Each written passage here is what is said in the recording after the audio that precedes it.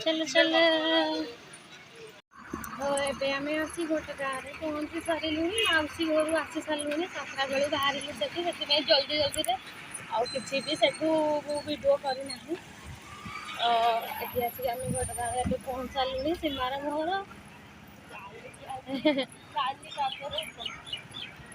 भोग जिनस सब कि सारूँ आ बैग आ जूता आम से रखी आसु खरा पूरा प्रबल हो सारा 8टा केतटा है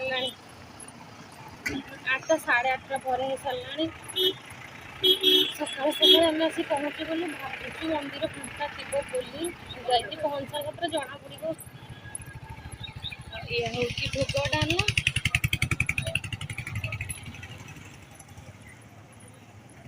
आज खरा पूरा जोर आम आसला बेले हाँ आम आसला बेले वर्षा पूरा जोर होता कि गला बेले पूरा खरा जोर नहीं कि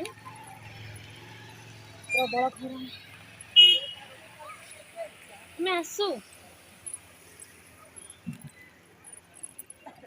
बस स्टाण्ड रू ही चली चली आस मंदिर पाखक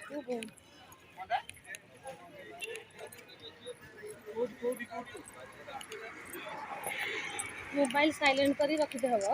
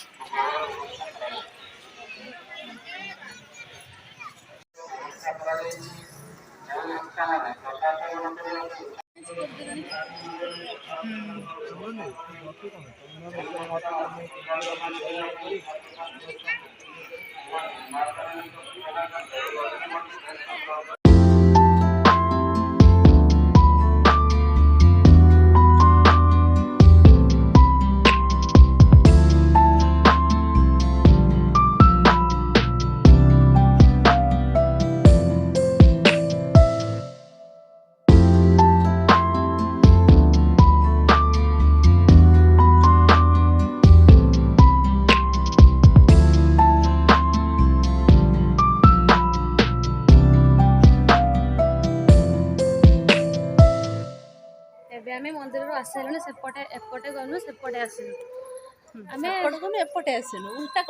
मोबाइल रखी लकर नहीं साइलेंट कर बैग भर पूरे किंतु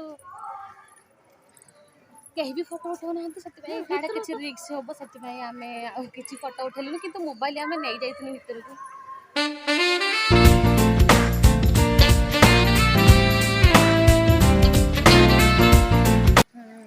सुंदर पानी हाँ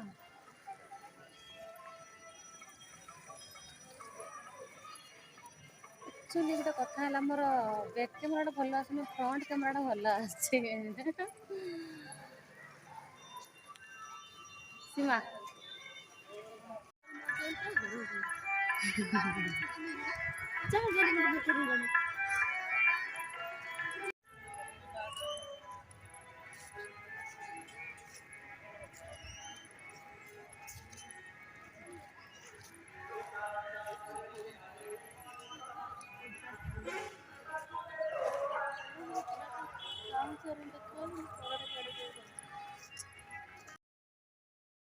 ଏବେ ଆମେ କରି ମନ୍ଦିରରୁ ଆସି ସାରିଲୁଣି।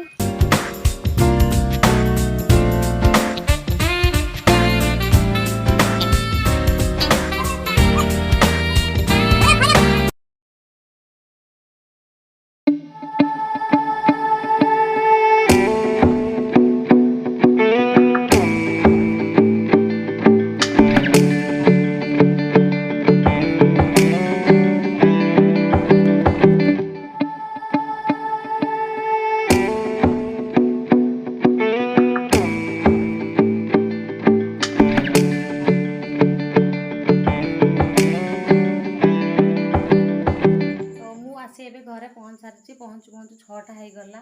ଲାଇନ୍ ଗାଡ଼ି କଥା ଆଉ ସେ ପକେଇ ଏମିତି ଆଣୁଛନ୍ତି। ଲାଷ୍ଟ ଗାଡ଼ି ଯେଉଁଟା ଥିଲା 3ଟା ଗାଡ଼ି ଆମେ ଚେଞ୍ଜ କରିକି ଆସିଲୁ। ଲାଷ୍ଟ ଯେଉଁଟା ଆସିବାର ଥିଲା ଘରକୁ 5 କିଲୋମିଟର ଥିଲା ଘରକୁ ଆସି ପହଞ୍ଚିବା ପାଇଁ ଗୋଟେ ଗାଡ଼ି, ସେଇଟାକୁ ଆମେ ମିସ୍ କରିଗଲୁ। ଆସି ପହଞ୍ଚୁ ହେଇଗଲା 6ଟା 10-15 ଏମିତି ହେଇଗଲା। ଆଉ ଲୁସି ନାହିଁ, ମୁଁ ତ ତାକୁ ସେଠି ଛାଡ଼ିକି ଯାଇଥିଲି। ଆଉ ତା ବାପା ଯାଇଛନ୍ତି ମିସ୍ତ୍ରୀମାନଙ୍କୁ ଛାଡ଼ିବା ପାଇଁ। ମୁଁ ଯେବେ ବି କୁଆଡ଼େ ବାହାରକୁ ଯାଏ ଆସିଲା ବେଳକୁ ଦେଖେ ଘର ପୁରା ଅବସ୍ଥା ବାହାର। ସେ ଘରର ପରିସ୍ଥିତି ଆପଣମାନେ ଦେଖିପାରୁଥିବେ କିଭଳିଆ ଭାବରେ ହେଇଛି। ଆଉ ଜିନିଷପତ୍ର ସବୁ ଏଠି ଏମିତି ସବୁ ପଡ଼ିଛି। ସେ ଘରେ ବି ବାଟ ନାହିଁ। ସେ ଘରେ ଯାହା ଜିନିଷ ଥିଲା ସବୁ ଆସିକି ଏପଟେ ପୁରା ଛିନ୍ନ ବିଚ୍ଛିନ୍ନ ଭାବରେ ସବୁଆଡ଼େ ପଡ଼ିଛି ଏମିତିଆ। ସେ ଘରୁ ପଲଙ୍କ ଖୋଲା ହେଇଛି, ଏଠି ଅଛି। ଆଉ ସେ ଘର ଡୋର ବି ଖୋଲା ହେଇଛି, ଏଠି ଅଛି। ଆଉ ଯିବା ପାଇଁ ଏପଟେ ରୋଷେଇ ଘରକୁ ଯିବା ପାଇଁ ବାସ୍ ଏତିକି ହିଁ ବାଟ। ସର୍ଟକଟ୍ ରଖା ହେଇଛି ଏଠି। ଆଉ କ'ଣ ଦେଖେଇବି, ମୋତେ ପୁରା ପ୍ରଥମରୁ ତ ମୁଁ ଯେବେ ସେଠୁ ମାଉସୀ ଘରୁ ବାହାରିଛି ସେବେଠୁ ମୋ ମୁଣ୍ଡ ପୁରା ଟିଣ ହେଇଛି। ଆଉ ଭିଡ଼ିଓରୁ ଆପଣମାନେ ଜାଣିପାରୁଥିବେ ଢଙ୍ଗରେ ବି ଗୋଟେ ବି ଭିଡ଼ିଓ ହେଇନାହିଁ। ଏପଟେ ସେପଟେ ସବୁ ଏମିତି ହେଇଛି। ସ୍କ୍ରିନ୍ ଗୁଡ଼ା ବି ସବୁ ଖୋଲିକି ଏଠି ରଖା ହେଇଛି, ଡୋର ସ୍କ୍ରିନ୍। କେବେ ଏକୁ ସବୁ ସଜାଡ଼ିବି ତାକୁ ବି ଜଣା ନାହିଁ। ଆଉ ଆସିକି ଧୁଆଧୁଇ କରି ସାରିଲେଣି। ଏକୁ ଦେଖିକି ତ ସେଠୁ ତ ମୁଣ୍ଡ ଟିଣ ହେଇଥିଲା, ତାପରେ ଏଠି ଦେଖିକି ପୁରା ଆହୁରି ମୁଁ ପୁରା ବିରକ୍ତି ହେଇ ମୁଁ ଏବେ ଆଉ କିଛି କାମ ଦାମ କରିବାର ନା, ଯାହା ଯେଉଁଠି ପଡ଼ିଛି ପଡ଼ିଥାଉ। ମୁଁ ଖାଲି ବାସ୍ ଶାନ୍ତିରେ ଟିକେ ଶୋଇ ପଡ଼େ, ତାପରେ ଯାହା କରିବି। ଏବେ ହେଇଛି 7:30। ଏବେଠୁ ଶୋଇବି, କାଲି ସକାଳେ 6ଟାରେ ହିଁ ଉଠିବି। ଦେଖେଇବାକୁ ହିଁ ଚାହୁଁନି। ତ ମୁଁ ଯାଉଛି ଏବେ ଟିକେ ଶୋଇବି, କାରଣ ହାଲତ ଆଜି ମୋର ବହୁତ ଖରାପ ହେଇଗଲାଣି। ମୋତେ ହିଁ ଲାଗୁଛି ସେମିତି, ଜମାରୁ ବି ଭଲ ଲାଗୁନି। ତାପରେ ଏବେ ଆଖି ଧରା ଗୋଟେ ଯେଉଁ ଭାଇରସ୍ ଆସିଛି, ଲୁସିକୁ ବି ଆଖି ଧରିଛି। ମୋର ବି ଟିକେ ଟିକେ ବିନ୍ଧା ହେଲାଣି ଆଖି। ଆମେ ଯେଉଁ ଅଟୋରେ ଆସିଲୁ ସେଇ ଭାଇନାଙ୍କର ବି ଆଖି ପୁରା ଲାଲ, ପୁରା ରକ୍ତ ବାହାରିଲା ଭଳିଆ ଦେଖାହେଉଛି। ବସ୍ ମୁଁ ହିଁ ତାକୁ ଦେଖିଦେଇଥିଲି, ସେଥିପାଇଁ ମୋ ଆଖି ବି ପୁରା ଜୋରରେ ବିନ୍ଧାଳେ। ମୁଁ ଭାବୁଛି କାଲି ସହ ମୋର ଆଖି ପୁଣି ଥରେ ଧରିବ ନା। ଏମିତିରେ ବି ଲୁସିକୁ ବି ଆଖି ଧରିଛି, ସେ ସେଠି ଅଛି, ତା ପାଇଁ ମେଡ଼ିସିନ ନେଇକି ଆସିନି। ତ ଏମିତି ସବୁ କଥା। ଆଉ ମାଉସୀ ଘରେ 7-8 ଦିନ ଆମେ ଏମିତି ରହିଲୁ। ତା ଭିତରେ ଘର ଆମର ପୁରା ଚେଞ୍ଜ ହେଇଯାଇଛି। ଚେଞ୍ଜ କ'ଣ, ବେଶୀ ଅଳିଆ ହିଁ ହେଇସାରିଛି। ତ ମୁଁ ଆଉ ବେଶୀ ଗପସପ୍ କରିବା ପାଇଁ ଚାହୁଁନି। ବାସ୍ ଯାଉଛି ଏବେ ଶୋଇ ପଡ଼ିବି। Tata, good night.